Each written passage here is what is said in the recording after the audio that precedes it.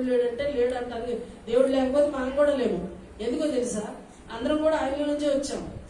ఈ విషయం తెలుసు లేదు? అసలు మనుషుడు వచ్చిందే దేవుడిలో నుంచి. ఆదామును చేసినప్పుడు అన్ని చేసి బొమ్మను చేసి ఆయన పెట్టాడు, కానీ ఆయన ఆస్కారాధనలో జీవాలను ఊదిందంటే ఆయన లోపల నుంచి ఊదాడు. కాబట్టి నన్నానని ఎవరన్నా ఆలోచిస్తారేమో, నేనున్నానని ఎవరన్నా ఆలోచిస్తే వాళ్ళకి నేను ప్రత్యక్షపరుచుకుందామన్న ఉద్దేశంతో దేవుడు చూస్తున్నాడు. మనుషుడు ఏమైపోయాడంటే దేవుడే లేడు అనుకున్నాడు. ఇది మనుషుల యొక్క బుద్ధిహీనత ఏంటంటే దేవుడు లేడు అనుకోవడం. దేవుని యొక్క ప్రేమ ఏంటంటే నన్ను ఎవరైనా నేనున్నానన్న సంగతి ఎవరైనా ఆలోచిస్తే వాళ్ళకి నన్ను నేను తెలియజేస్తుందామనే విషయం. ఈ సందర్భంలో మనం చూస్తే అబ్రహామును ఒకసారి మనం జ్ఞాపకం చేసుకోవచ్చు. ఎందుకంటే దేవుడు లేని ప్రజలు, అసలు దేవుడు అంటూ భూమి మీద యెహోవా దేవుడి నామములు ఆరాధన చేయడం లేని రోజుల్లో ఆయనకు ఒక అన్వేషణ ఉండేది. ఏంటంటే నేను ఆయన విగ్రహారాధన కుటుంబం నుంచి వచ్చాడని, వాళ్లే దేవుడు బొమ్మలు చేసుకుని అమ్ముకునే వాళ్ళని మనం చాలాసార్లు చెప్తుంటారు.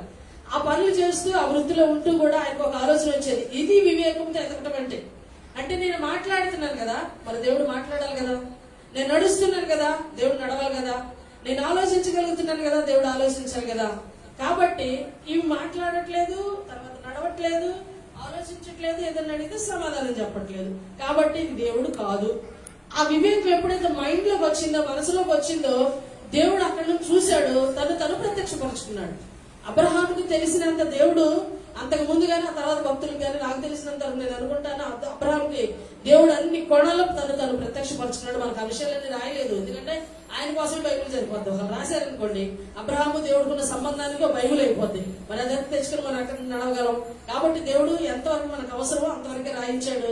కాబట్టి దేవుడు చాలా విషయాలు అంటే తను అబ్రహాంకి చాలా ప్రత్యక్షపరుచుకున్నాడు అని మాత్రం నాకు ఒకటి అర్థమైంది.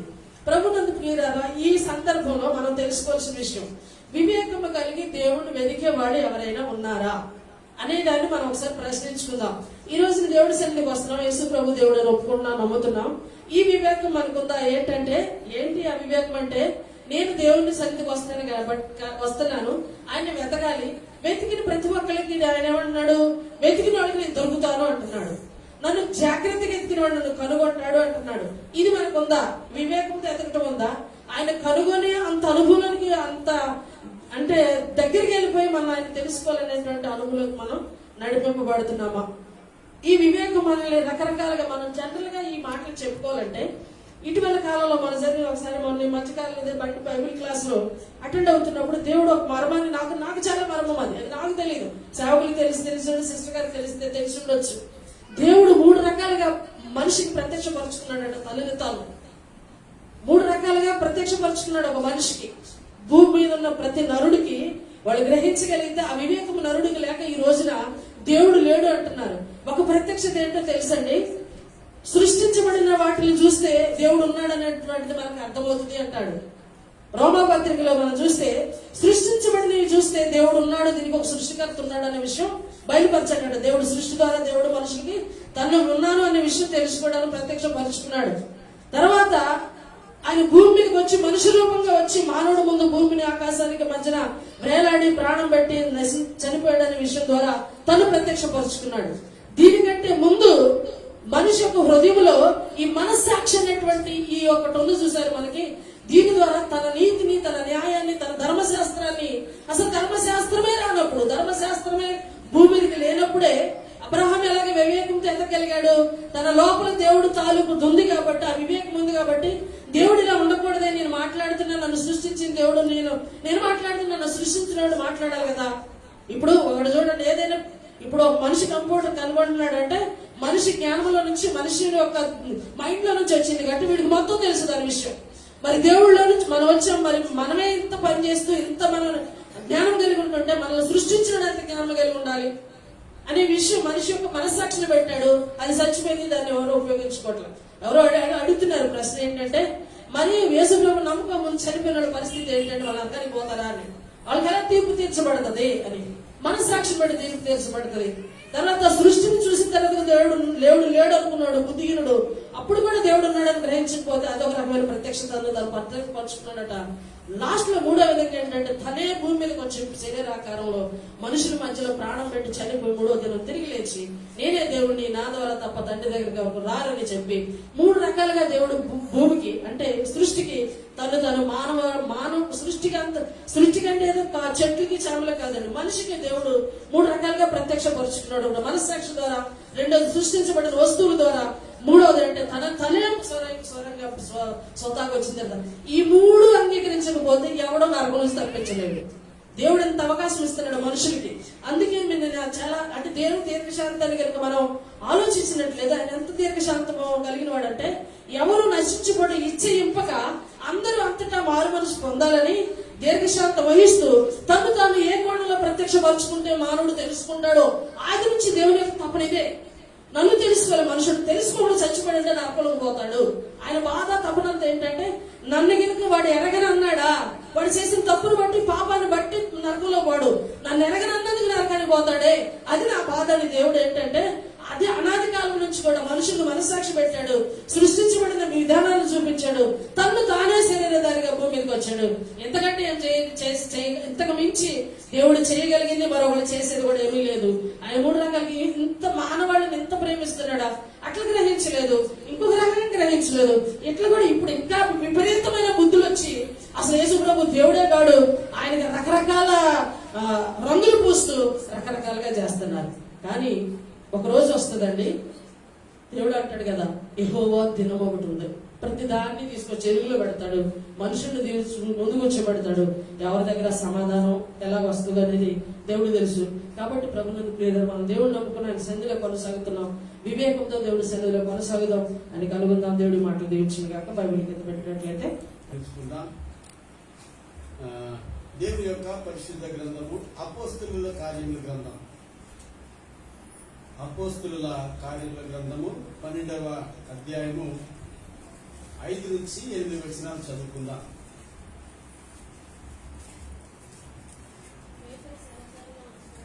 పేతురు చెరసాలలో ఉంచబడెను, సంఘమైతే అతని కొరకు అత్యాశక్తితో దేవునికి ప్రార్థన చేయించుండెను. హేరోదు అతనిని వెలుపలికి తీసుకుని రావాలని ఉండగా ఆ రాత్రియే పేతురు 2 సంకెళ్లతో బంధింపబడి 2 సైనికుల మధ్య నిద్రించుచుండెను. మరియు కావలివారు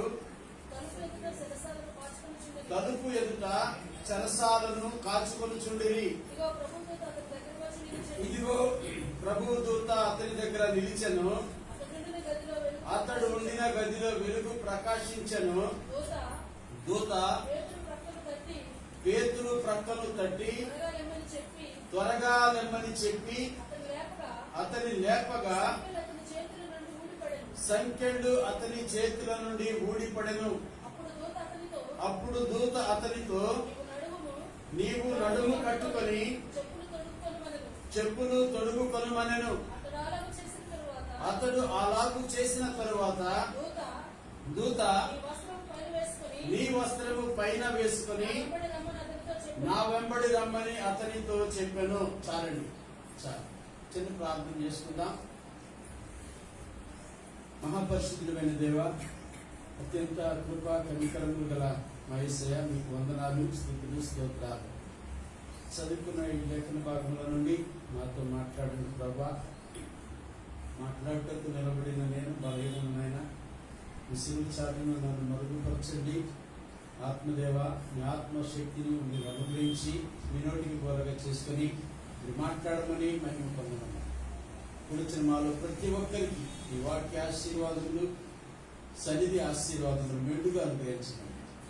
ఘనత, మహిమ, ప్రభావాలు మీరు మాత్రమే పొందుకోగలమని యేసు నామమున ప్రార్థన అడిగి వేడుచున్నాను పరమ తండ్రి, ఆమేన్. హల్లెలూయా, హల్లెలూయా. ప్రియమైన దేవులారా, దేవుని యొక్క పరిశుద్ధ గ్రంథము అపోస్తలుల కార్యముల గ్రంథము 12వ అధ్యాయము 5వ వచనం నుంచి మనం చదువుకున్నాం. 5వ వచనం నుంచి రాయబడిన మాట, పేతురు ఎక్కడున్నాడంటండి? చెరసాలలో ఉన్నాడు. దేవునికి స్తోత్రం, హల్లెలూయా. చెరసాలలో ఉన్నాడు. చెరసాల అంటే ఎంతమందికి తెలుసు? 1, 2, 3, 4 స్త్రీలకు కూడా తెలుసా? చాలా మందికి. Very good. ఏ అనుభవం? Praise lord. అంటే తెలియకుండా 2 రకాలు ఉంటాయి. ఎవరికి చెప్తే వింటామో, చూడటము, మూడవది అనుభవపూర్వకంగా తెలుసుకోవడం. దేవునికి స్తోత్రం. హల్లెలూయా. ఒకటి మాత్రం నేను చెప్తున్నాను, చిన్నపిల్లలేమో నాకైతే తెలియదు కానీ కొంచెం ఊహ తెలిసిన దగ్గర నుండి చాలా సార్లు మనము ఒకలాంటి చెరలోనికి వెళ్ళిపోతా ఉంటాం. ఆత్మీయంగా లేకపోతే కొద్దిగా అర్థం చేసుకునే హృదయము లేకపోతే మనసు ఉన్నటువంటి వారు, ఆ జ్ఞానం ఉన్నటువంటి వాళ్ళు తెలుస్తుంది. తప్పకుండా ప్రతి ఒక్కరికి కూడా చెరలాంటి అనుభవం ఎదురవుతూ ఉంటుంది జీవితంలో. అది కొన్నిసార్లు స్వయంకృతాపరాధం, మనము తెలిసి చేసిన అపరాధం వలన చెరలాంటి అనుభవంలోకి వెళ్ళిపోతాము. మరికొన్నిసార్లు మనం తప్పు చేయకపోయినా వేరే వాళ్ళు చేసిన దానికోసం మనం అనుభవిస్తూ ఉంటాం. 2 రకాల చెర, అర్థమవుతుందండి. మూడవ చెర కూడా ఉంది. దేవుని ప్రణాళిక, దేవుని చిత్తం కూడా ఉంటుంది. దేవునికి స్తోత్రం. చెరలోనికి వెళ్ళటము ఎవరికైనా దేవుని చిత్తమా? అది ఎస్, దేవుని చిత్తమే. ఎందుకో తెలుసా? ఆ వ్యక్తి ద్వారా దేవుడు తనకు మహిమ తెచ్చుకుంటాడు. అటువంటి కోపకు చెందిన వ్యక్తి ఇప్పుడు పేతురుని మనం జ్ఞాపకం చేసుకుంటా ఉన్నాం. అర్థమైందండి. 3 విషయాలు చెప్పాను చెర గురించి. ఒకటి స్వయంకృతాపరాధం, మనము తెలిసి చేసినటువంటి అతి పాపం కావచ్చు, అది అపరాధం కావచ్చు. మాట చెప్తాను మీకు. ఏమిటంటే, ఒక వ్యక్తి త్రాగుబోతుడు ఉన్నాడు. మీకు తెలీదు, నేను మొన్న మధ్య నాకు నెట్లో ఏమైనా పెట్టారు. వాడు తాగిపోయి సైడ్ కాలంలో పడిపోయాడు, హాయి కొడుకున్నాడు. ఇంకొక వ్యక్తి తాగి ఎవరైనా పోలీస్ డ్రెస్ లో ఉన్నాడు, బాత్రూంలో పడిపోయి ఉన్నాడు, అక్కడ నిద్రపోతున్నాడు. వాడికి మాత్రం తెలియదు అది చెరని. కానీ వాడు ఎక్కడున్నాడు అంటే త్రాగుడు అనే చెరలో ఉన్నాడు. దేవుడికి స్తోత్రం. హల్లెలూయా. అర్థమైందండి నా మాట. ఇంకా కొందరు ఉన్నారు వ్యభిచారం చేసేటువంటి వారు. వ్యభిచారం అనే మత్తులో ఉండి వారు వ్యభిచారం చేసుకుంటూ వెళుతున్నారు. వాళ్ళకి తెలియదు తన భార్యకు, బిడ్డలకు, లేకపోతే తన భర్తకు, బిడ్డలకు, కుటుంబానికి ఎంత అపకారం చేస్తున్నారో వాళ్ళకి తెలియదు. అర్థమైందండి. చాలా మంది స్త్రీలు కావచ్చు, పురుషులు కావచ్చు, వాళ్ళు ఏం చేస్తున్నారంటే వ్యభిచారం చేస్తూ వ్యభిచారం అనే చెరలో ఉండి కొన్నిసార్లు ఆ చెరలోంచి విడిపించుకుందాం అనుకున్న వారు విడుదల పొందుకునే పరిస్థితిలో ఉంటున్నారు. కొన్నిసార్లు అనిపిస్తుంది, అయ్యో ఎందుకు మనస్సాక్ష్యం గారు, పాస్టర్ గారు చెప్పారు, మనస్సాక్ష్యం ప్రభు నమ్ముకోకపోయినా కొన్నిసార్లు నీకు అనిపిస్తా ఉంది, నా భార్య బిడ్డలకు నేను అపకారం చేస్తున్నానేమో, లేకపోతే నా భర్తకు నేను అపకారం చేస్తున్నాను, అన్యాయం చేస్తున్నానేమో. మనసులో మనస్సాక్షి గర్తిస్తూ ఉంటది. విడిపించుకోవాలనుకుంటారు, ఎక్కడి నుంచి నేను చేయకూడదు అని అనుకుంటారు, కానీ విడిపించుకోలేని పరిస్థితి. త్రాగుబోతులు కావచ్చు, తిరుగుబోతులు కావచ్చు, అటువంటి చెరలోకి వెళ్ళిపోయిన తర్వాత వాళ్ళు విడిపించుకోలేరు. దేవుడికి స్తోత్రం. ఎవరు విడిపించాలి? దేవుడే విడిపించాలి. దేవుడికి స్తోత్రం. ఎవరి ఇది స్వయంకృతాపరాధం, మనం స్వయంగా చేసుకున్నది. ఇంక రెండోది ఏం చెప్పాను నేను, మనం చేయలేదు, ఎవరో చేసిన దానికి మనం అనిపిస్తూ ఉంటాం. అర్థమవుతుందండి. వాటికి ఇందాక చెప్పాను కదా, త్రాగుబోతులు కావచ్చు, తిరుగుబోతులు కావచ్చు, వాళ్ళ పిల్లలు ఎలా ఉంటారో తెలుసండి. వాళ్ళ పిల్లలు నిందలు అనుభవిస్తే, ఇదిగో వీళ్ళ తండ్రి ఇటువంటి వాడు, వీళ్ళ తల్లి ఇటువంటిది అని చెప్పేసి వాడు చేయలేదు, కానీ వాడు నిందలు, వాళ్ళని చిన్న చూపు చూస్తూ ఉంటారు పిల్లలు. నీకు తెలుసో తెలియదు. నా సహోదరుడా, నా సహోదరి, నీవు చేస్తున్నటువంటి ఆ తప్పును బట్టి, అపరాధం బట్టి, అతిక్రమం బట్టి నీ బిడ్డలు నిందలు అనుభవిస్తా ఉన్నారు. వాడు తలదించుకోవాల్సిన పరిస్థితి. చాలా మంది వాడు చిన్నపిల్లలే అనుకుంటాం, తెలియదు అనుకుంటాం. వాళ్ళ వయసుతో పాటు వాళ్ళకి కొన్ని విషయాలు అర్థమైనప్పుడు వాళ్ళు ఎంతగానో తలదించుకుంటా ఉంటారు. మీకు తెలుసు తెలియదు. అర్థమైందండి. మీరు అజ్ఞానంలో, అవివేకంలో, లేకపోతే కండ కావరం అనుకోవచ్చు, కొడువేకి కావచ్చు, ఏదైనా అనుకోవచ్చు, మదమెక్కి కావచ్చు, మనం చేసేటువంటి తప్పులను బట్టి, తెలిసి చేసే తప్పులను బట్టి మన పిల్లలు, మనం అనుకున్నటువంటి వాళ్ళు చెరలాంటి జీవితం అనుభవిస్తూ ఉంటారు. దేవునికి స్తోత్రం. హల్లెలూయా. ఇంకొకసారి చెప్తాను, 2 చెప్పాను నేను. ఒకటేమో మనం చేసిన దాన్ని బట్టి మనం తప్పకుండా మనకు అనుభవిస్తూ ఉంటాం. రెండవది మనం చేసిన మన కుటుంబాలు అనుభవిస్తూ ఉంటాయి, మన పిల్లలు అనుభవిస్తూ ఉంటారు చెరలాంటి జీవితం. మూడవది చెప్తున్నాను ప్రియమైన, మూడవది ఈ యొక్క పేతురు గారు ఏం చేశాడు? పేతురు గారు చెరలోకి ఎందుకు వెళ్ళాడు అని అంటే యేసు ప్రభు నామాన్ని ప్రకటిస్తున్నాడు అంతే. ఈరోజు మీరు గమనించండి, యేసు ప్రభు నామాన్ని ప్రకటిస్తున్న అనేకులకి లేకపోని శ్రమలు వచ్చేస్తా ఉన్నాయి. రావడం లేదా? చాలా మందిని తప్పుడు కేసులు పెట్టి చెరసాలలో వేస్తున్నారు, పోలీస్ స్టేషన్లో పెడుతున్నారు. అయితే ప్రియమైన దేవుని వాక్యం సెలవిస్తా ఉంది తెలుసా? ఏమనంటే మత్తయి సువార్తలోనే 5వ అధ్యాయం, మత్తయి సువార్త 5వ అధ్యాయం 11-12 వచనాలను ఏమని రాయబడి ఉంటుందంటే, మత్తయి సువార్త 5వ అధ్యాయము అక్కడ ఏమని రాయబడి ఉంటుందంటే, నా నిమిత్తము జనులు మిమ్మల్ని హింసించి నిందించి మీ మీద అబద్ధంగా చెడ్డ మాటలలో పలుకున్నప్పుడు మీరు ధన్యులు, సంతోషించి ఆనందించుడి, పరలోకమందు మీ ఫలం అధికమగును. ఈలాగున వారు మీకు పూర్వమందుండిన ప్రవక్తలను హింసించిరి. దేవునికి స్తోత్రం, హల్లెలూయా. ప్రియమైన ఒకటి ప్రతిఫలం, చేసిన దానికి ప్రతిఫలం, చేసిన దానికి ప్రతిఫలం. మనము ఏం చేశాము? మొదటి ఉదాహరణ నేనేం చెప్పాను? మనం ఏదో అతిక్రమం చేశాం, పాపం చేశాం, దానికి ప్రతిఫలం ఇక్కడ అనుభవిస్తాం. అర్థమైందండి. రెండోది కూడా చెప్పాను, మనం చేసిన దానికి మరొకడు అనుభవిస్తున్నారని చెప్పేసి పిల్లలు లేదా మన కుటుంబాలు కూడా ఇక్కడే అనుభవిస్తూ ఉంటాయి. మూడవది, వీళ్ళు చేయకపోయినా చెర అనుభవిస్తున్నారు, శిక్ష అనుభవిస్తున్నారు. వీళ్ళకి ఎక్కడుందట ప్రతిఫలము? చెయ్యని దానికి అనుభవిస్తున్నారు, వీళ్ళకి ఎక్కడుందట? పరలోకంలో ఉన్నది. దేవునికి స్తోత్రం, హల్లెలూయా, హల్లెలూయా. ఇక్కడ అనుభవించే ప్రతిఫలము అది చేదే. ఈ తప్పు చేయని తప్పుకి అనుభవించేటువంటి శిక్ష అది చాలా బాధకరమే. కానీ నా సహోదరి, నా సహోదరుడా, దాని ప్రతిఫలం ఎక్కడ ఉంటుందట? పరలోకంలో ఉంది. దేవునికి స్తోత్రం. ఒకటి పరలోకంలో వీళ్ళకు కూడా ఉంటుంది. ముందు రెండు చెప్పాను కదా, వాళ్ళకు కూడా ఉంటది. కానీ వాళ్ళు పరలోకంలో కంటే భూమి మీద ముందుగా అనుభవిస్తూ ఉంటారు. దేవునికి స్తోత్రం, హల్లెలూయా. పరలోకంలో కంటే ముందుగా ఇక్కడే వాళ్ళు అనుభవిస్తూ ఉంటారు, చేసిన దానికి అనుభవిస్తూ ఉంటారు. ఎంత విచారకరం అండి.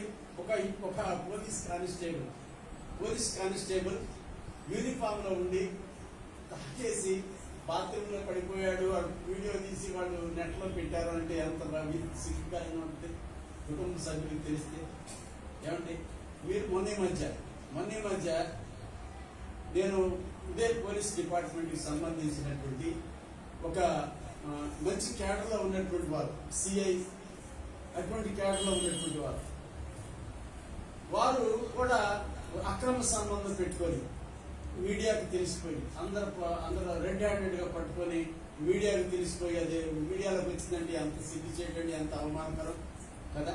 దేవునికి స్తోత్రం. అయితే వాళ్ళు చేసేది తప్పని తెలిసినా కూడా వాళ్ళ కళ్ళు ఏమైపోతుందంటే మూసివేయబడ్డాయి. వాటి సత్యాన్ని గ్రహించలేని పరిస్థితిలో ఉన్నారు. ప్రియమైన వారికి తప్పకుండా శిక్ష అనేది ఉంటుంది. దేవునికి స్తోత్రం. అయితే అటువంటి పరిస్థితుల్లో నిజంగా నీకు విడుదల పొందుకోవాలి అంటే మనం ఏం చేయాలంటే, ప్రభా నాకు ఇటువంటి పాపభరితమైన జీవితం నాకు వద్దు నాయన.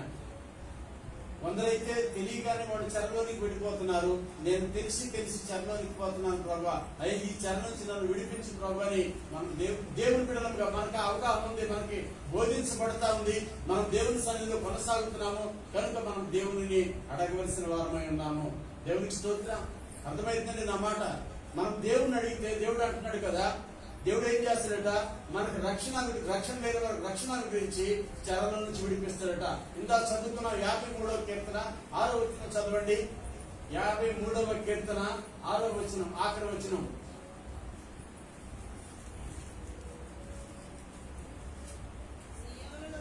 సియోనులో నుండి ఇశ్రాయేలునకు రక్షణ కలుగును గాక.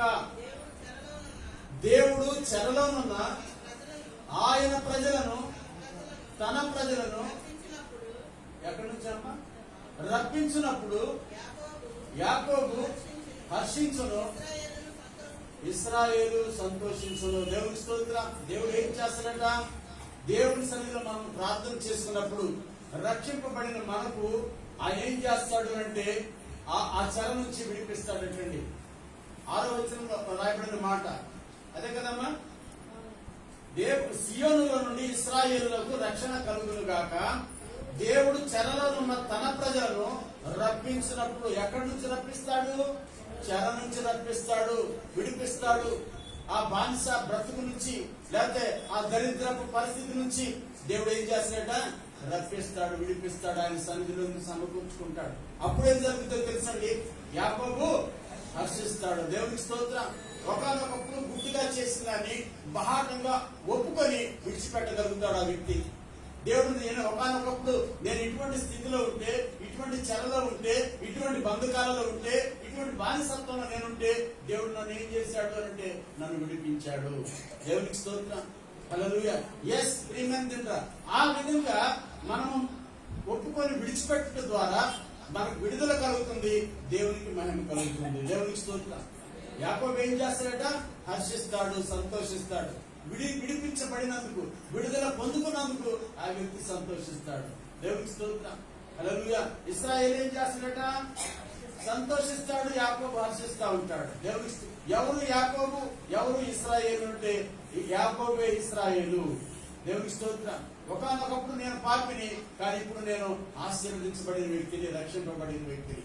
దేవునికి స్తోత్రం. దేవుడు నన్ను విడిపించాడు ఆ చెర నుంచి అని మనం సాక్ష్యం చెప్పుకోగలుగుతాం. ప్రియమైన దేవునికి స్తోత్రం. అయితే చూడండి, పేతురు దగ్గరికి వద్దాం ఒకసారి. పేతురు పరిస్థితి ఎలా ఉంది అంటే ఆయన చెరసాలలో ఉన్నాడు. ఎందుకు చెరసాలలో ఉన్నాడు అంటే దేవుని నామాన్ని ప్రకటించడం బట్టి. ఆయన పాపం చేయలేదు, అతిక్రమం చేయలేదు, దోషం చేయలేదు, కానీ ఆయన చెరసాలలో ఉన్నాడు. ప్రియమైన ఒక మాట మనం జ్ఞాపకం చేసుకోవాలి. ఆయన పని చేస్తూ శ్రమను అనుభవిస్తున్నటువంటి వారు, దేవుని పని చేస్తూ ఆయన పరిచర్య చేస్తూ దుఃఖముతో సమయాన్ని వెళ్లదీస్తున్నటువంటి వారి పక్కన దేవుడు నిలబడతా ఉంటాడు. జ్ఞాపకంలో ఉంచుకోవాలి ఈ మాట. దేవునికి స్తోత్రం. దేవుని పని చేసే వారికి ఆటంకాలు వస్తాయి, శ్రమలు వస్తాయి, ఇరుకులు ఇబ్బందులు కలుగుతాయి, అనారోగ్యాలు కలుగుతాయి, నిందలు వస్తాయి. ప్రియమైన అయినప్పటికీ ఒకటి మాత్రం మనం జ్ఞాపకం ఉంచుకోవాలి. ముఖ్యంగా దేవుని పని పరిచర్య చేసే వారు జ్ఞాపకం ఉంచుకోవాలి. దేవుడు వారి ప్రక్కనే నిలబడి వారికి సహకారులుగా ఉంటాడు దేవుడు. దేవునికి స్తోత్రం. హల్లెలూయా. ఆ మాట చూద్దాం ఒకసారి. ఏమంటాడు? 5:6 వచనం చదివితే,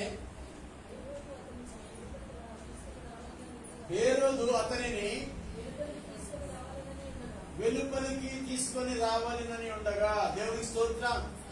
చూడండి, పేతురు ఎక్కడ ఉన్నాడు? చెరసాలలో ఉన్నాడు. పేతురు గురించి, లేకపోతే అంతకు ముందు సంగతుల గురించి కొన్ని చెప్పాలి మీకు. అంతకు మునుపు యాకోబును కూడా చెరసాలలో వేశారు. చెరసాలలో వేసి యాకోబుని ఏం చేశారంటే ఉరి తీసి చంపేశారు. ఎందుకు ఉరి తీసి చంపారు? ఏమైనా పాపం చేశాడా, మోసం చేశాడా, లేకపోతే తప్పు చేశాడంటే ఏ తప్పు చేయలేదు, దేవుని ప్రకటించాడంటే అంతే. దేవునికి స్తోత్రం. దేవుడిని ప్రకటిస్తే ప్రభుని యేసు క్రీస్తే రక్షకుడు, ఆయనే దేవుడు అని చెప్పినందుకు యాకోబును ముందుగా పట్టుకొని చెరసాలలో వేసి ఆయన ఉరి తీసి చంపేశారు. దేవునికి స్తోత్రం. అదేంటంటే ఉరి తీసి చంపేయటము యూదులందరికి చాలా ఇష్టమైన పనిగా కనిపించిందట హేరోదుకి. అబ్బా, వీళ్ళందరూ చాలా సంతోషం. అసలైతే వ్యతిరేకించాలి. ఎందుకు? యాకోబు కూడా యూదులే. యాకోబు కూడా ఎవరు? యూదులే. ఈ హేరోదు ఎవరు? రోమీయుడు హేరోదు. అయితే గమనించాలి, యాకోబుని ఉరి తీసి చంపడం, చెరసాలలో వేయటం యూదుల కంటే చాలా ఇష్టమైన పనిగా కనిపించిందట. అందుకని నెక్స్ట్ వెంటనే పేతురు కూడా బంధించి చెరసాలలో వేశాడు. చెరసాలలో వేసి ఈయన్ని కూడా బయటికి తీసుకొచ్చి చంపేద్దామని చూస్తున్నాడు. అయితే అది ఏ సమయం అంటే, అది చూడండి, అది ఏ సమయం అంట, అది పులియని రొట్టెల పండుగ దినములు అని రాయబడి ఉంటుంది. అది పులియని రొట్టెల పండుగ దినములు అని చెప్పేసి రాయబడి ఉంటుంది. ప్రియమైన కనుక ఈ పండుగ దినాలు అయిపోయిన తర్వాత ఆ పని చేద్దాం అనుకున్నాడు. బయటికి తీసుకొచ్చేద్దాం అనుకున్నాడు. రేపు తీసుకొచ్చి వీడికి ఆ చెరసాలలో నుంచి బయట తీసుకొచ్చి ఊరేసేద్దామని చెప్పేసి ఈయన ఆలోచన కలిగినాడు హేరోదు. దేవునికి స్తోత్రం.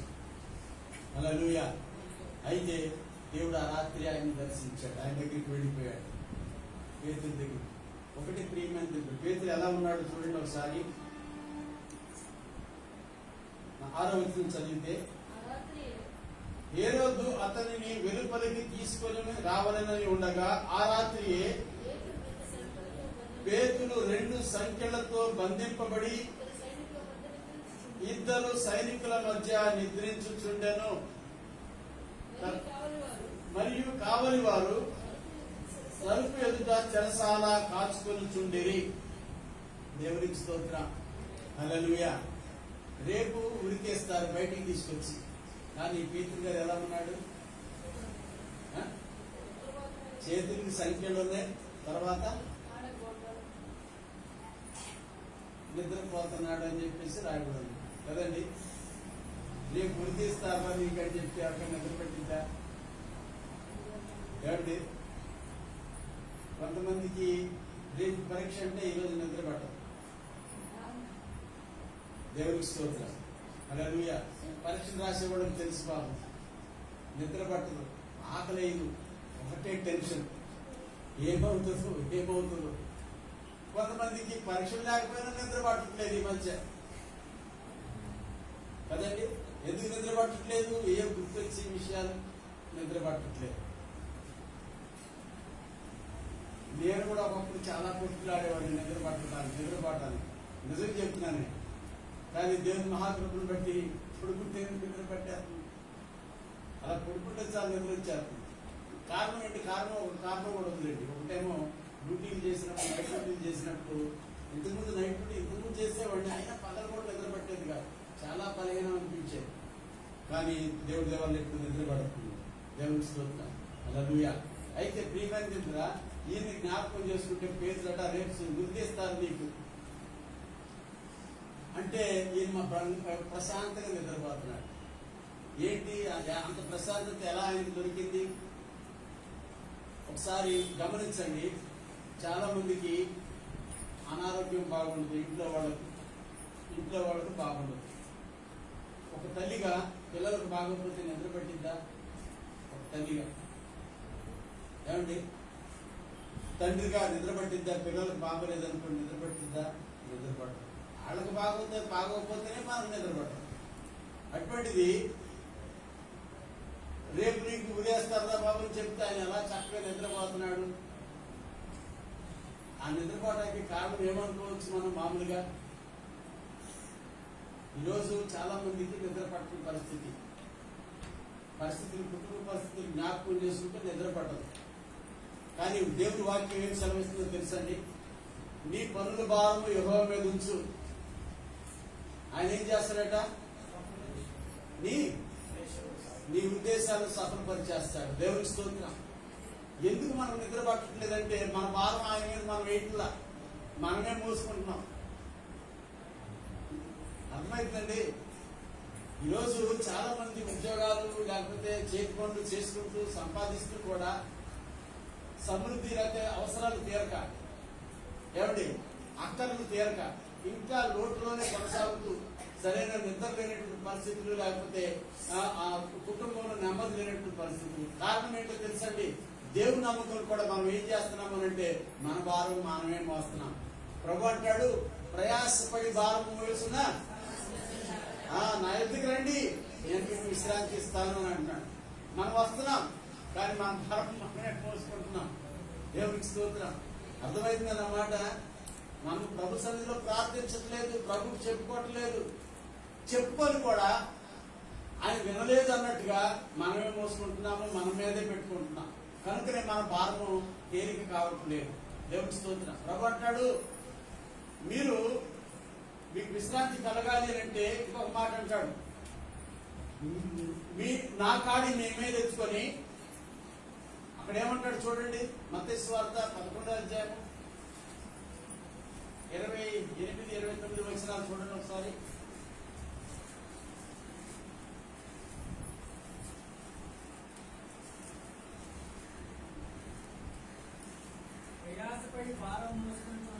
ప్రయాసపడి భారము మోసుకొనుచున్న సమస్త జనులారా నా యొద్దకు రండి,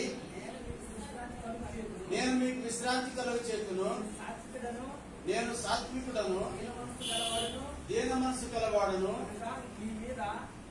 కనుక మీ మీద నా కాడి ఎత్తుకొని నా యొద్ద నేర్చుకునుడి, అప్పుడు మీ ప్రాణములకు విశ్రాంతి దొరుకును. ఎలాగనగా నా కాడి సులువుగాను నా భారము తేలికగాను ఉన్నవి. దేవునికి స్తోత్రం. తేలికైన భారాన్ని విడిచిపెట్టి భారమైనటువంటివి మనం మీద పెట్టుకుంటున్నాం. దేవునికి స్తోత్రం. ప్రభు మాట్లాడుతున్న మాట అది అక్షర సత్యం. దాంట్లో ఒక పొల్లు కూడా తీయడానికి వీల్లేదు. ఈరోజు ఏ ప్రయాస, ఏ భారం అయితే మనం కుటుంబాలలో మోస్తున్నామో ఆ భారం అంతా కూడా మనమే మోస్తున్నామో అది చిన్నదే అయినా మనకు చాలా భారంగా అనిపిస్తుంది. అది ఎంత పెద్ద భారమైనా ప్రభు మీద పెట్టేశామంటే మనం తేలికైపోతా ఉంటాం. దేవునికి స్తోత్రం. హల్లెలూయా.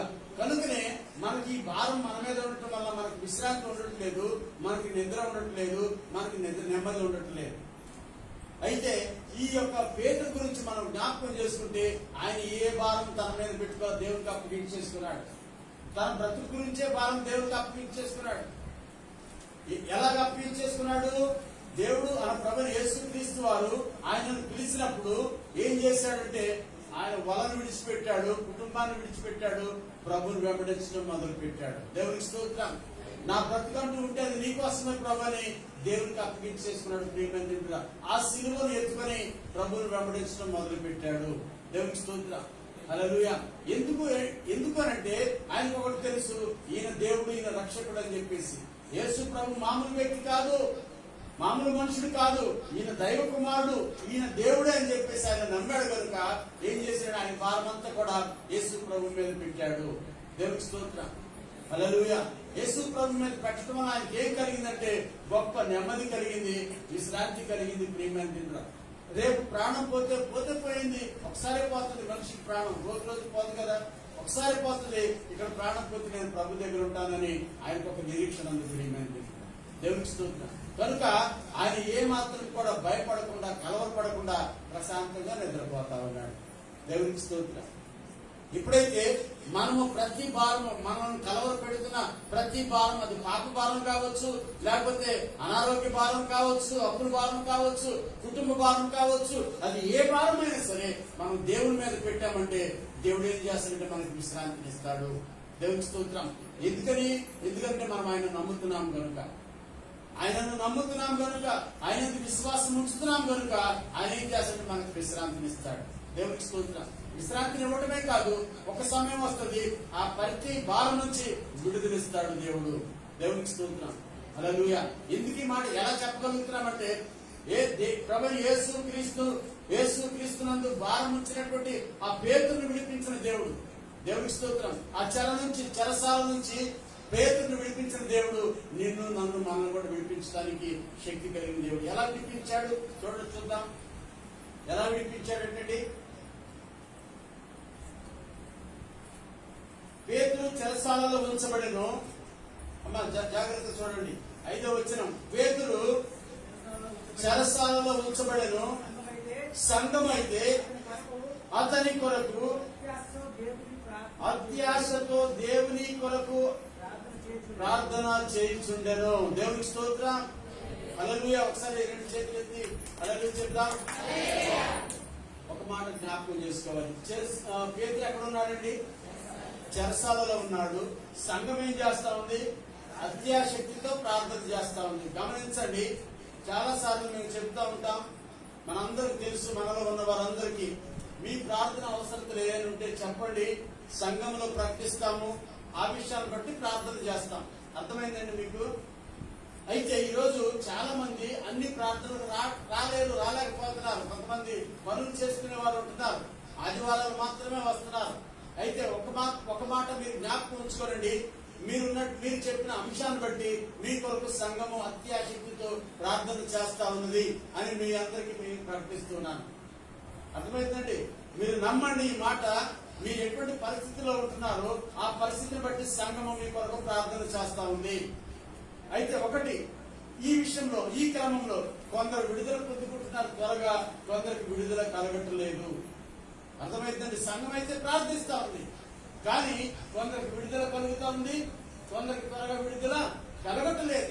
ఎందుకు విడుదల కలగట్లేదు అది నాకైతే తెలియదు. ప్రభువా, ఇదిగో సంఘం ఇలా ప్రార్థిస్తా ఉంది, ఆ వ్యక్తి కోసం, ఆ కుటుంబం కోసం సంఘం ప్రార్థిస్తా ఉంది కనుక ఆ కుటుంబానికి విడుదల కలగాలి ప్రభా, ఆ వ్యక్తికి విడుదల కలగాలి ప్రభా అని సంఘము ప్రార్థిస్తా ఉంది. ప్రియమైన దేవునికి స్తోత్రం. హల్లెలూయా. నేను ఇంకొక మాట చెప్పనా, ఒకవేళ నీవు నిజంగానే ఇంకా విడుదల కలగలేదా? సంఘంతో నువ్వు కూడా కలువు, ఆ ప్రార్థనలో కలువు. ఆ కలిసి సంఘంతో కలిసి ప్రార్థనలో ఏకీభవించడం వల్ల గొప్ప ఆదరణ నీకు కలుగుతుంది, గొప్ప విడుదల నీకు కలుగుతుందని ప్రభు పెట్టి మీకు మనం చేస్తున్నాను. దేవునికి స్తోత్రం.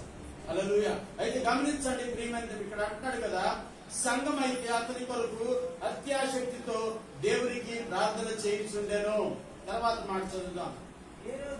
ఏ రోజు అతనిని వెలుపలికి తీసుకొని రావాలని ఉండగా ఆ రాత్రియే పేతురు 2 సంఖ్యలతో బంధింపబడి ఇద్దరు సైనికుల మధ్య నిద్రించుచుండెను. మరియు కావలివారు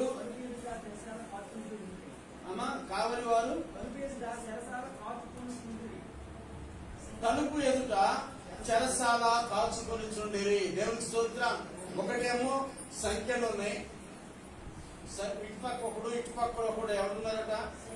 సైనికులు ఉన్నారు. ఆ పేతురు ప్రక్కన బయట కూడా సైనికులు కాపలా కాస్తా ఉన్నారు. తలుపు వేయబడి ఉంది. దేవునికి స్తోత్రం. హల్లెలూయా. అంటే నీవు ఉన్నటువంటి చెరసాల ఎటువంటి కట్టుదిట్టమైనది అయినప్పటికీ, నీవు ఎటువంటి బంధకాలు అంటే ఆ యొక్క పరిస్థితులు ఎంత భయంకరమైన పరిస్థితులు అయినప్పటికీ ఒక మాట మనం జ్ఞాపకం చేసుకోవాలి, దేవునికి అసాధ్యమైనది ఏదైనా ఉందండి? ఏమండి? ఎంత అది ఇంపాసిబుల్ థింగ్ అనుకోవచ్చు మన దృష్టికి, కానీ దేవునికి ఇంపాసిబుల్ అనేది ఏదైనా ఉందా? అసాధ్యమైనది ఏదైనా ఉందా? ఏమండి? దేవునికి అసాధ్యమైనది ఏదైనా ఉందా? మనం జ్ఞాపకం చేసుకుంటే యోసేపు కూడా చెరసాలలో ఉన్నాడు. యోసేపు అతనికి దిక్కుముక్కు లేరు, ఒక బాలిస యోసేపు. కానీ యోసేపు ఆయన భారమంతా దేవుని మీద పెట్టాడు. తన గురించి ఎటువంటి చింత లేదు. దేవుడు నమ్మదగిన దేవుడు, నా దేవుడు సర్వశక్తిమంతుడు అని నమ్మాడు అంతే. దేవుడు ఏం చేశాడు? ఆయన్ని చెరసాల నుంచి విడిపించి అక్కడ తీసుకెళ్ళాడు. దేవునికి స్తోత్రం. హల్లెలూయా. హల్లెలూయా. గట్టిగా చప్పట్లు కొడతామండి. హల్లెలూయా. దేవుడు చెరసాల నుంచి అక్కడ తీసుకెళ్ళాడు. ఆయన్ని సింహాసనం మీదకి తీసుకెళ్ళి కూర్చోబెట్టాడు. దేవునికి స్తోత్రం. దేవునికి అసాధ్యమైనది ఏమనుందా? ఏమీ లేదు. ఇప్పుడు చెరసాలలో ఎవరున్నారు అంటే పేతురు గారు ఉన్నాడు. చాలా బంధకాలు అంటే చాలా కట్టుదిట్టమైన భద్రత మధ్యలో ఉన్నాడు. అయినప్పటికీ దేవుడు ఏం చేశాడు? చదవండి. ఇదిగో ప్రభుదూత అతని దగ్గర నిలిచెను. అతడు ఉండిన గదిలో వెలుగు ప్రకాశించెను. దూత పేతురు ప్రక్కన తట్టి త్వరగాలేమని చెప్పి అతని లేపగా సంఖ్యలు అతని చేతుల నుండి ఊడిపడేను. దేవునికి స్తోత్రం. హల్లెలూయా. దేవుని దూత ఏమైనా చేసిందా?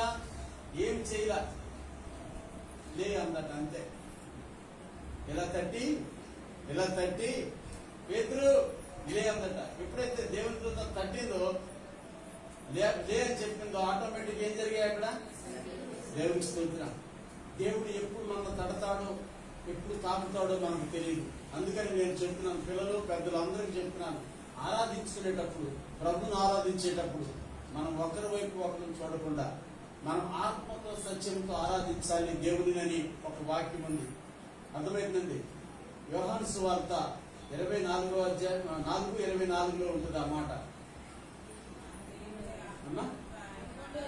11:24 అంట.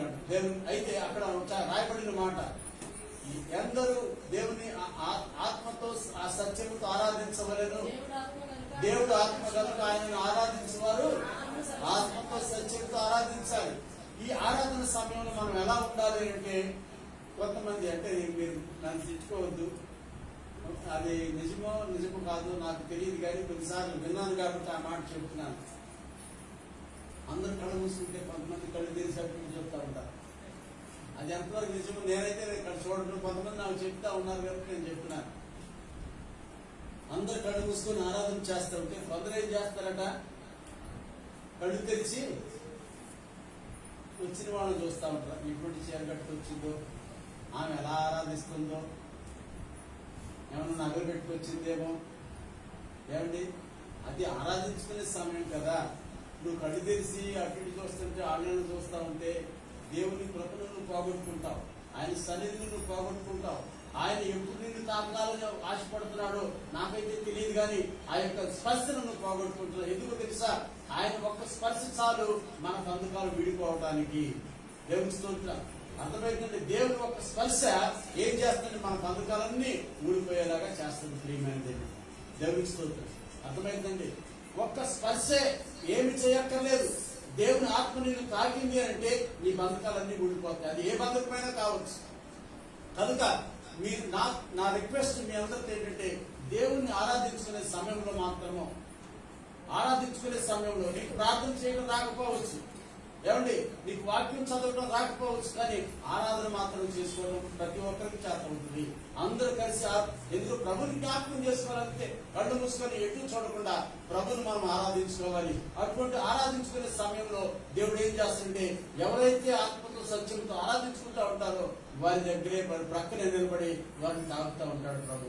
దేవుడికి స్తోత్రం. హల్లెలూయా. దేవుడు తాకినప్పుడు ఏం జరుగుతుందంటే వారి సంఖ్యలు ఊడిపోతాయి. ఏ విధంగా పేతురు సంఖ్యలు విడిపోయాయో ఆ విధంగా ప్రతి ఒక్కరు కూడా సంఖ్యల నుంచి వారు విడుదల పొందుకుంటారు. తర్వాత చదవండి.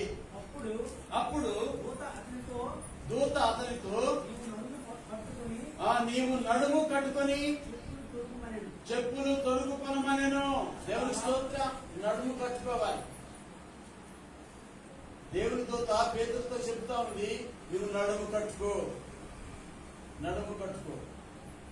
నడుము కట్టుకోవడం అంటే ఏమనుకోవాలి? మనము ఏమండి ఏమనుకోవాలి? వాక్యంలో ఏముంది? పేతురుతో దేవుని దూత మాట్లాడుతూ ఉంది, పేతురు నీ నడుము కట్టుకోవాలి, నీవు చెప్పులు తొడుగుకోవాలి. దేవుని దూత మాట్లాడుతూ ఉంది. నడుము అనగా మనసు అనే నడుమును మనం కట్టుకోవాలి. ప్రియమైన మనసు అనే నడుమును మనం కట్టుకోవాలి. పేతురు పత్రికలో ఒక మాట ఉంటుంది, ఆ మాట చూడండి. పేతురు పత్రికలో మాట ఎక్కడ మనకు కనిపిస్తుందంటే,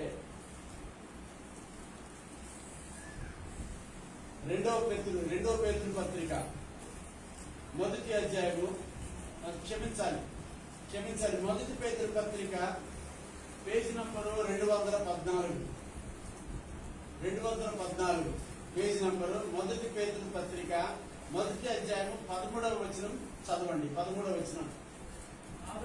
కాబట్టి మీ మనస్సును నడుము కట్టుకొని నిబ్బరమైన బుద్ధి గలవారై యేసు క్రీస్తు ప్రత్యక్షమైనప్పుడు మీకు తేబడు కృప విషయమై సంపూర్ణ నిరీక్షణ కలిగి ఉండుడి. దేవునికి స్తోత్రం. హల్లెలూయా. మీరు ఎటువంటి పరిస్థితుల్లో ఉండినప్పటికీ దేవుడు నన్ను విడిపిస్తాడనేటువంటి విశ్వాసం నీకు ఉంటే, ప్రభు అంటున్నాడు, నీ మనసు అనే నడుము నువ్వు కట్టుకోవాలి. మనసు ఎక్కడో వెళ్ళిపోతుంది, ఇంకెప్పుడు నాకు కలుగుతుంది, దేవుడు నన్ను చూస్తున్నాడా లేదా, దేవుడు నాకు ఎందుకు విడుదల కలగట్లేదు, ఎందుకు ఇంకా నాకు ఈ పరిస్థితి, నా కుటుంబం ఎందుకు ఇంకా శ్రమలో ఉంది, శోధనలో ఉంది, ఇరుకుల్లో ఉంది, ఇబ్బందులో ఉంది, ఎందుకు అని మనం ప్రశ్నించుకుంటా ఉంటాం. ఈ యొక్క ఎందుకు అనేటువంటి ప్రశ్నించే మనసుని మనం కట్టుకోవాలి. దేవుని స్తోత్రం.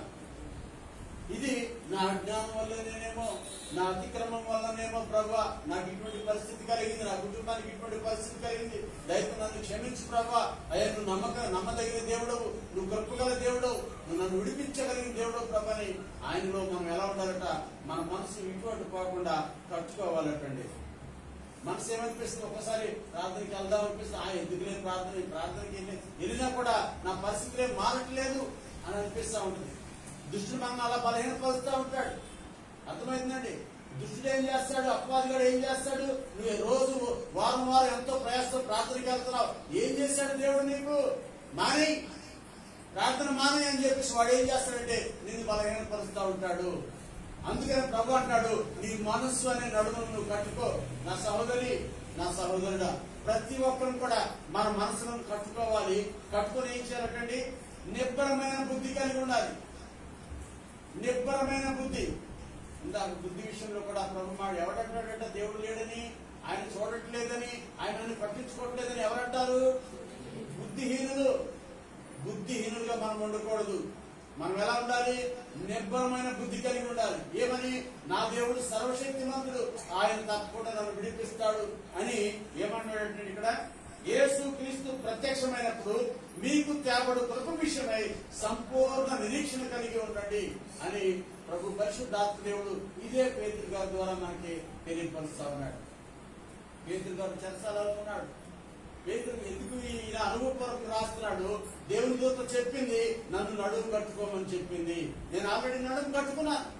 పేతురు ఏం చేశాడు? అక్కడ చెరసాలలో ఉన్నాడు, నడుము కట్టుకునే ఉన్నాడు. అయినా దేవుని దూత బాధ్యత ఏంటంటే నువ్వు నడుము కట్టుకో. తర్వాత ఏమనుంది? నువ్వు చెప్పులు తొడుగుకో. చెప్పులు తొడుగు. ఆ చెప్పులు దేనికి సాదృశ్యం మనకి? సమాధానం. అంటే సమాధానం కలిగి ఉండు. ప్రతి ఒక్కరితోనూ సమాధానం కలిగి ఉండు. మొట్టమొదటిగా నీతో నువ్వు సమాధానం పడిపోవాలి. దుష్టుడు ఏం చేస్తాడు? నేను సమాధానంగా ఉండలేవాడు. అపవాది ఏం చేయాలి? నిన్ను కలవర పెడతా ఉంటాడు. నీవు మాత్రం ఎలా ఉండాలంటే సమాధానం కలిగి ఉండాలి. దేవునికి స్తోత్రం. సమాధానమును చెప్పులు తొడుగుకొనుము. అలాగూ చేసిన తర్వాత దూత నీ వస్త్రము పైన వేసుకొని నా వెంబడి రమ్మని అతనితో చెప్పాను. దేవునికి స్తోత్రం. నీ వస్త్రము పైన వేసుకొని. గమనించాలి ప్రియమైన దగ్గర, వస్త్రం లేకుండానే ఉన్నాడా? వస్త్రం ఉన్నది భౌతిక స్పరమైన వస్త్రం. కానీ ప్రభు చెప్తున్న వస్త్రం ఏంటి తెలుసా? రక్షణ అనేటువంటి వస్త్రం. రక్షణ అనే వస్త్రం మనం పైన ధరించుకోవాలి. ఎస్, చూసేవాడికి ఈ వ్యక్తి రక్షింపబడ్డాడు, ఈ వ్యక్తి రక్షింపబడిన వ్యక్తి. చాలా మంది ఏం చేస్తారంటే రక్షింపబడ్డామని సమాజానికి తెలియకుండా దాచిపెడతా ఉంటారు. దాచిపెట్టడం వల్ల మనకేమీ అనకూడదు, దేవుని నామానికి ఇంకా ఆయన దుఃఖపడతా ఉంటాడు. రక్షింపబడిన ప్రతి ఒక్కరు కూడా నేను రక్షింపబడ్డాను, ప్రభువైన యేసు క్రీస్తుని నా దేవుడుగా రక్షకుడుగా నేను అంగీకరిస్తున్నానని బహాటంగా చెప్పుకోగలగాలి. అర్థమవుతుందండి? బహాటంగా ఎప్పుడైతే చెప్పుకోగలుగుతామో అది రక్షణ అనే వస్త్రాన్ని మనము ధరించుకున్నట్లు అవుతుంది. ఎందుకంటే ఆ వస్త్రం అందరికీ కనిపిస్తుంది. ఇలా చెప్పాను కదా, ఏంటి కొంతమంది అట కళ్ళు తెచ్చి చూస్తూ ఉంటారు, ఏ చీర కట్టుకొచ్చిందో. వస్త్రమే కదా చీర అంటే. కనిపిస్తుందా చూసేవాడికి? కనిపించిందా? రక్షణ కూడా కనిపించాలి, సమాజానికి కనిపించాలి. ఓ, ఈ వ్యక్తి రక్షణ పడ్డాడు, ఈ స్త్రీ రక్షణ పడింది, ఈ పురుషుడు, ఈ బ్రదర్ రక్షణ పడ్డాడు అని సమాజానికి కనిపించాలి. ప్రభు అంటాడు, ప్రభు దూత ఏమంటుందంటే నీ వస్త్రంను పైన వేసుకొని నా వెంబడి రమ్మని అతనితో చెప్పాను. దేవునికి స్తోత్రం. హల్లెలూయా. నా వెంబడి రా. మనం ఇవి కనుక చేసుకుంటూ ప్రభువును వెంబడించినప్పుడు మనకు తెలియకుండానే పేతురికి ఏమైనా తెలిసిందా? చూడండి, అప్పుడు ఏం జరిగిందో చూడండి. అతడు వెలుపలికి వచ్చి దూత వెంబడి వెళ్ళి దూత వలన జరిగినది నిజముగా జరిగినని గ్రహింపక తనకు దర్శనము కలిగినని తలంచెను. దేవునికి స్తోత్రం. ఎంత జరిగితే ఈయన అనుకున్నాడట, చెరసాల్లో పడుకున్నాడు, నేను చెరసాల్లో ఉన్నాను, నేను దర్శనం చూస్తున్నాను అని అనుకుంటున్నాడట. దేవునికి స్తోత్రం. హల్లెలూయా, హల్లెలూయా. ఆయన ఏమనుకున్నాడట?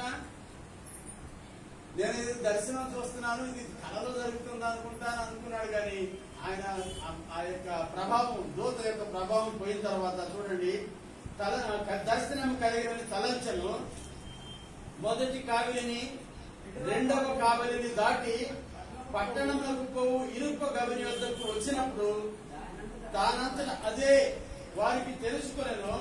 వారు బయలుదేరి ఒక వీధి దాటిన వెంటనే దూత అతనిని విడిచిపోయాను. దేవునికి స్తోత్రం. హల్లెలూయా. ఆ తర్వాత ఏం జరిగింది? 11వ వచనం చదవండి. పేతురుకు తెలివి వచ్చి, అప్పటి వరకు ఏం లేదు, ఎక్కడున్నాడు ఆయన? మైకంలో ఉన్నాడు. కొంతమంది అంటే మైకం అనే కంటే నిద్రలో ఉన్నాడు. ఇంకా ఇదంతా జరిగినా కూడా సరసాలలోంచి బయటకు కూడా వచ్చేసాడు. ఆయన అనుకుంటున్నాడు, నేను దర్శనం చూస్తున్నానేమో అని అనుకుంటున్నాడు.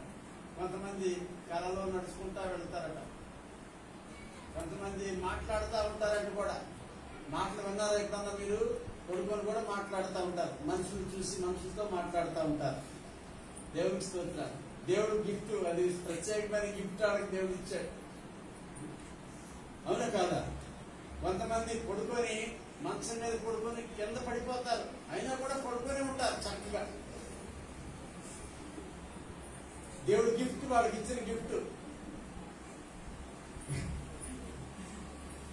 అవునా కాదండి? అంటే ఇందాక చెప్పాను కదా, పడుకున్న విషయంలో మందు తాగి ఫుల్గా బాత్రూంలో పడుకున్నాడు. అది ఎవరిచ్చిన గిఫ్ట్? అపవాది ఇచ్చిన గిఫ్ట్. దేవుడికి స్తోత్రం.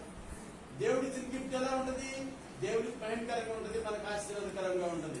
దేవుడికి స్తోత్రం. హల్లెలూయా.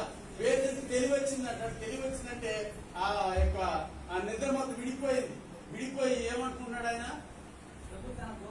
ఆ ప్రభు తన దూతను పంపి ఏ రోజు చేతిలో నుండి యూదులను ప్రజలు నాకు చేయ ఉద్దేశించిన వాటన్నిటి నుంచి నన్ను తప్పించి ఉన్నాడని ఇప్పుడు నాకు నిజముగా తెలియదని అనుకునేను. దేవునికి స్తోత్రం. హల్లెలూయా. అప్పుడు ఆయనకి తెలిసిందట. ఎప్పుడు? ఇవన్నీ మనం చేసినప్పుడు. మొదటిగా ఏమేమి చేయాలి మనం మీకు జ్ఞాపకం చేస్తాం త్వరగా. దేవుడు నమ్ముకున్న బిడ్డలమైతే మొట్టమొదటిగా మనం ఏం చేయాలంటే రక్షింపబడాలి, రక్షణ పొందుకోవాలి. రెండవది, మన కుటుంబ పరిస్థితులు ఏ విధంగా ఉండినప్పటికీ మన భారమంతా దేవుని మీద వేయాలి. మనము దేవుడు నన్ను విడిపిస్తాడు తప్పకుండా అని చెప్పేసి ఆ విశ్వాసం నిరీక్షణ కలిగి మనము ఉండాలి. ఏమండి? ఒకటి, రక్షణ అనేది కావాలి. రెండవది, ఆయన ప్రభునందు విశ్వాసము నిరీక్షణ మనకు ఉండాలి. మూడవది ఏం కావాలి అంటే ప్రియమైన దేవుని సన్నిధిలో మనం కొనసాగుతూ ఉంటుండగా ఎలా ఉండాలంటే ఆత్మతో సత్యంతో మనం ప్రభుని ఆరాధించే వారంగా ఉండాలి. మనం ఏ విధంగా అయితే ఆత్మతో సత్యంతో మనం ఆరాధిస్తూ ప్రభు సన్నిధిలో కొనసాగుతామో ఆయన ఏం చేస్తాడు? మన ప్రక్కనే నిలిచి ఎప్పుడైతే మనం హృదయపూర్వకంగా ప్రభుని ఆరాధించుకుంటామో ఆయన మనల్ని కొడతాడు. అది ఎప్పుడు జరుగుతుందో నాకు తెలియదు. ఏమండి? ఆ ఆత్మలోనికి మనం ఎప్పుడు ఆత్మతో మనం ఎప్పుడు అనుసంధానం అవుతామో నాకైతే తెలియదు. కానీ మనం కొనసాగుతూ ఉంటుండగా ప్రభు సన్నిధిలో కొనసాగుతూ ఉంటుండగా ఒకరోజు అవుతా ఇది అభ్యాసం చేసుకోవాలి. మనం ప్రభు సన్నిధిలో కొనసాగుతుండగా ఏదో ఒకరోజు దేవుడు తప్పకుండా ఏం చేస్తాడంటే ఆయన మన ప్రక్కనే నిలిచి మనల్ని తాగుతాడు. ఎప్పుడైతే ఆయన మనం తాగుతాడో మనకు కొన్నిసార్లు తెలుస్తుంది, కొన్నిసార్లు తెలియకపోవచ్చు, కొన్నిసార్లు తెలుస్తుంది. ఆయన తాకిడి మనకు అర్థమవుతుంది, అప్పుడు మనకు తెలియచ్చు, కొన్నిసార్లు తెలియకపోవచ్చు. అప్పుడు నుంచి ఏం జరుగుతుందో తెలుసా? మన కుటుంబంలో, మన జీవితంలో మార్పులు కనిపిస్తూ ఉంటాయి. ఎప్పుడైతే ప్రభు తాకిడి మనకు జరుగుతూ ఉందో అప్పటి నుంచి మన జీవితంలో కావచ్చు, మన కుటుంబంలో కావచ్చు మార్పులు కనిపిస్తూ ఉంటాయి. ప్రియమైన దాన్ని బట్టి కూడా మనకు అర్థమైపోతా ఉంటుంది. కనుక ఎప్పుడైతే ఈ మార్పు మనకు కనిపించిందో మనం ఏం చేయాలంటే ఈ మార్పులోంచి మనం ప్రక్కకు పోకుండా మనం నడుము కట్టుకోవాలి, ఈ చెప్పులు తొడుగుకోవాలి, సమాధానకరంగా కొనసాగాలి. ఈ రక్షణ వస్త్రాన్ని మనం పైన ధరించుకోవాలి, అందరికి చూపించాలంటే సాక్షులుగా ఉండాలి. ప్రియమైన అర్థమైందండి? అంటే దేవుడు నా జీవితంలో ఈ కార్యం చేశాడు అని మనం సాక్ష్యం చెప్పుకోగలిగేలాగా ఉండాలి. అప్పుడు మాత్రమే ఆయన నామానికి మహిమ కలుగుతుంది. ఆ విధంగా ప్రియమైన మనమందరము మా ప్రభు సన్నిధిలో కొనసాగుదుము గాక. ప్రభు ద్వారా మనం విడుదల పొందుకుందుము గాక. దేవుడి మాట మనందరం వింటుడు దీవించి ఫలింపు చేయును గాక. ఆమె ప్రార్థన చేసుకుందాం. దయచేసి తలలు వచ్చినట్లయితే చిన్న ప్రార్థన చేసుకుందాం. మన మధ్యలో ఉన్నటువంటి బర్నబా బ్రదర్ ప్రార్థన చేయండి.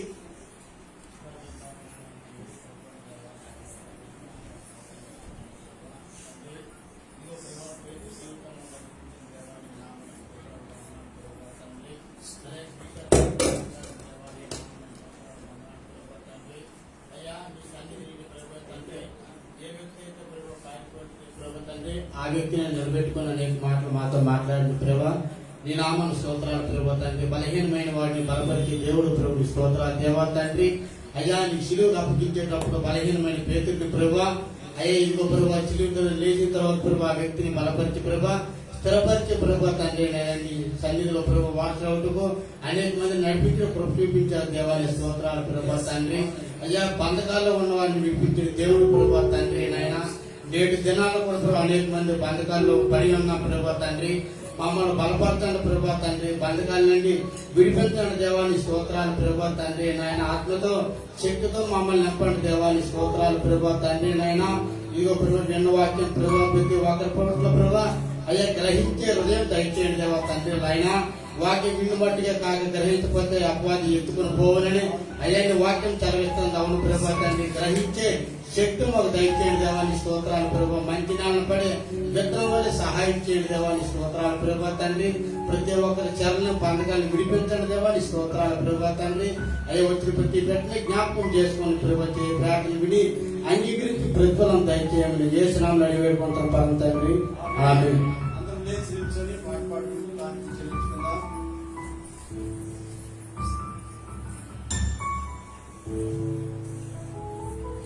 అందరం లేచి నిల్చుందాం. పది పాట కూడా పాడండి.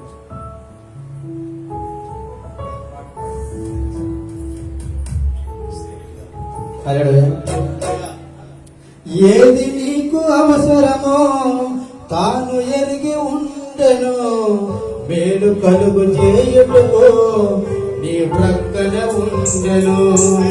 ఏది నీకు అవసరమో తాను ఎరిగి ఉండెను, మేలు కలుగు చేయుటకు నీ ప్రక్కన ఉండెను. దాటిపోవాడు కాదు యేసు దైవము, దాటిపోవాడు కాదు యేసు దైవము. ఆలకించి వాడు నీది ఆర్తనాదము, ఆలకించి వాడు నీది ఆర్తనాదము. ఏది నీకు అవసరమో తాను ఎరిగి ఉండెను, మేలు కలుగు చేయుటకు నీ ప్రక్కన ఉండెను.